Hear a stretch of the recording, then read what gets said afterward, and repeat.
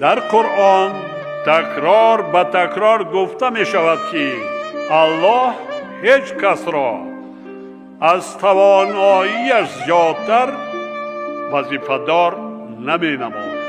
اما محض به سبب ندانستنمان به تعصب و خرافات داده شده چون این معرکه های سرخج را دایق می نماییم و هم طلبات دین را رعایت نمی کنیم و هم برای اهل عائله مشکلی ایجاد می کنیم. بسیار است.